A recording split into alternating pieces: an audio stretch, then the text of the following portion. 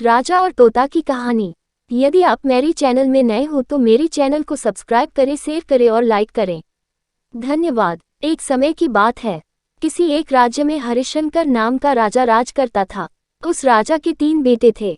उसकी ख्वाहिश थी कि वह उसका सबसे काबिल बेटा उसकी राजगद्दी संभाले, लेकिन वह इस बात लेकर संशय में था कि तीनों में से किसे वह अपना राजपाट सौंपे। एक दिन राजा को एक तरकीब सूझी। उसने उसी समय अपने तीनों बेटों को बुलाया और कहा, बेटे, आज मैं तुम सबसे एक सवाल पूछता हूँ। अगर तुम लोगों के सामने एक गुनहगार खड़ा हो तो तुम उसके साथ क्या करोगे? इस पर राजा के पहले बेटे ने कहा, उस अपराधी को सजाए मौत दी जानी चाहिए। वहीं दूसरे बेटे ने कहा, गुनहगार को कालकोठरी में बांध देना चाहिए। जबकि तीसरे बेटे ने कहा, पिताजी, हमें उसे सजा देने से पहले इस बात की जांच करनी चाहिए कि उसने सही में अपराध किया है या नहीं। इस पर राजा के तीसरे बेटे ने सभी को एक कहानी सुनाई। एक राजा था जिसके पास एक बुद्धिमान तोता था। एक बार उस तोता ने महाराज से कहा, मुझे अपने माता और पिताजी के पास जाना है। राजा ने उसकी बात नहीं मानी, लेकिन तोता ने हार नहीं मानी।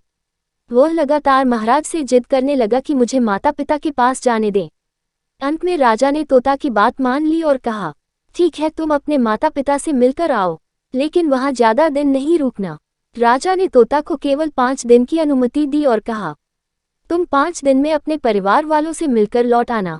इसके बाद तोता 5 दिन के लिए अपने माता पिता के पास चला गया। छठे दिन जब वह राजा के पास लौट रहा था तो उसने सोचा कि क्यों न वह महाराज के लिए कुछ उपहार ले लिया जाए। फिर वह पर्वत की ओर निकल पड़ा।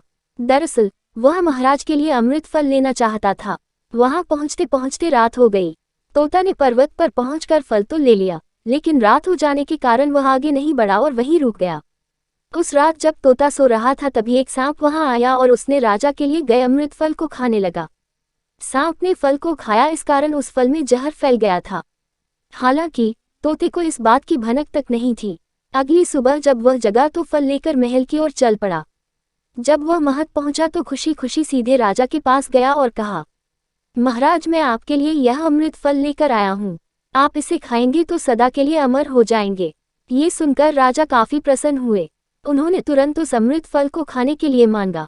इस पर एक मंत्री ने कहा, जरा रुकिए महाराज, आप इस फल को बिना जांच किए कैसे खा सकते हैं?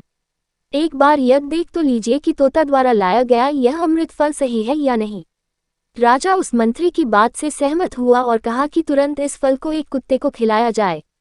राजा का आदेश पाकर सैनिक ने फल का एक टुकड़ा कुत्ते को खिलाया।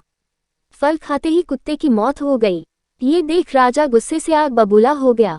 उसने क्रोध में आकर तलवार से तोता के सिर को काट दिया, साथ ही फल को फेंकवा दिया। कुछ साल बाद ठीक उसी स्थान पर एक पौधा निकल आया।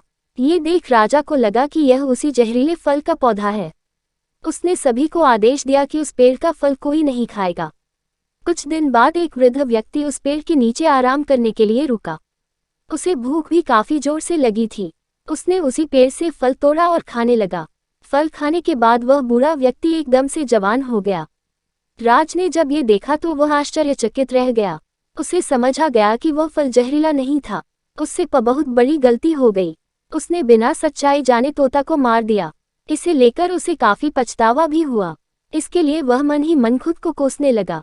इधर तीसरे राजकुमार की कहानी खत्म होने के बाद राजा हरिशंकर ने उसे ही अपना उत्तराधिकारी नियुक्त किया। इसके बाद राज्य में जश्न मनाया गया। कहानी से सीख। इस कहानी से हमें ये सीख मिलती है कि हमें कभी भी बिना जांच किए किसी को सजा नहीं देनी चाहिए। पूरी कहानी सुनने के लिए धन्यवाद।